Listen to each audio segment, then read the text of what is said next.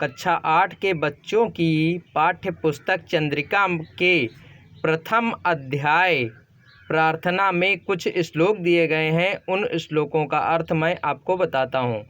तो बच्चों, हमारा प्रथम श्लोक है मूकम करोति वाचालम पंगु लंघते गिरिम। मूकम करोति वाचालम, मूकम मतलब गूंगे को, करोति माने करते हो या बनाते हो, वाचालम माने बोलने में सक्षम। तो बच्चों, हम यहाँ पर कहेंगे कि हे प्रभु, आप गूंगे को बोलने में सक्षम बनाते हो।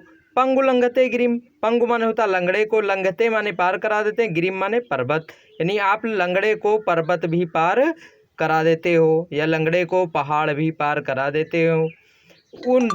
फिर उसके बाद में आगे लिखा यत कृपा तम अहम बंदे, यानी हे प्रभु यत कृपा, यानी जिस पर आपकी कृपा होती है या जिन बंदों पर आपकी कृपा होती है, उन परम आनंद स्वरूप श्री माधव की, श्री कृष्ण की, या कह सकते हैं आपकी उन परम आनंद श्री कृष्ण सर्वस्वरूप श्री माधव यानी श्री कृष्ण की मैं वंदना करता हूँ।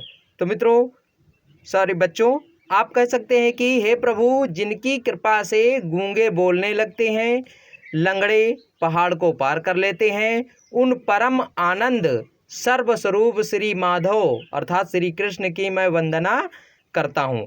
तो ये हमारा पहला श्लोक का अर्थ है। उसके अंदर दूसरा श्लोक का अर्थ हमारा है सर्वस्वरूप सर्वेशा सर्वशक्ति समन्वित सर्वपालक सर्वज्ञ प्रसिद्ध परमेश्वर।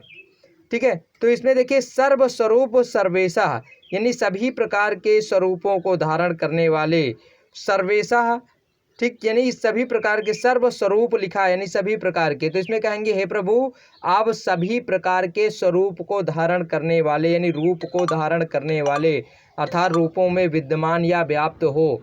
फिर सर्वेशा यानी आप सबके स्वामी हो। प्रभु यानी हे प्रभु, आप सबके स्वामी हो। फिर सर्वशक्ति समन्विता यानी आप सभी प्रकार की शक्तियों को धारण करने वाले हो।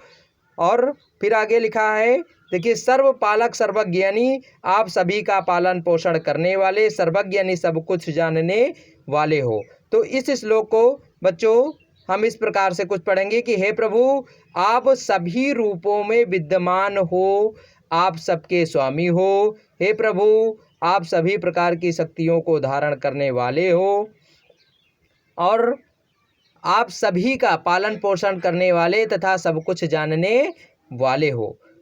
तो बच्चों, ये हमारे दूसरे श्लोक का अर्थ हुआ। अब हम देखते हैं हमारा तीसरा श्लोक।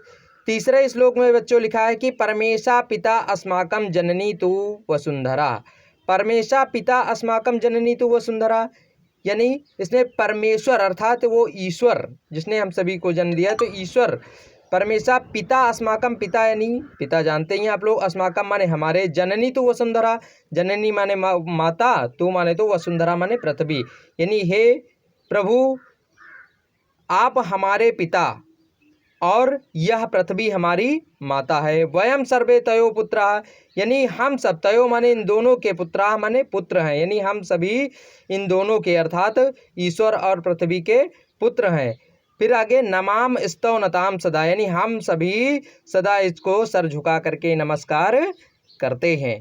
फिर बच्चों हमारा चौथा श्लोक है अस्तो माँ सद्गमय तमसो माँ ज्योतिर्गमय मृत्योम अमृतम गमय, यानी इस श्लोक का अर्थ है कि हे प्रभु, हमें असत्य से, अस्तो माँ सद्गमय, अस्तो माने होता असत्य से, माँ माने मुझे, सद्गमय माने सत्यता की ओर ले चलें। हे प्रभु, आप मुझे असत्य से सत्यता की ओर ले चलें, या आप कह सकते हैं आप मुझे असत्य से सत्यता, आप सत्य स्वरूप हैं, मुझे भी सत्यता की ओर ले चले। तमसो माँ ज्योतिर्गमय, तम माने होता अंधकार, यानी हे प्रभु मुझे, माम माने मुझे, तम माने होता अंधकार, ज्योतिर्गमय यानी प्रकाश की ओर मुझे, हे प्रभु आप मुझे अंधकार से प्रकाश की ओर ले चलें। फिर मृत्योम अमृतम गमय, यानी मृत्यु माने मृत्यु स्वरूपी, और मुझे भी, माम माने मुझे, अमृतम माने अमरता की ओर, गमय माने ले जाएं, यानी हे प्रभु आप मुझे मृत्यु से अमरता की ओर ले जाएं। तो मित्रों, सॉरी बच्चों, ये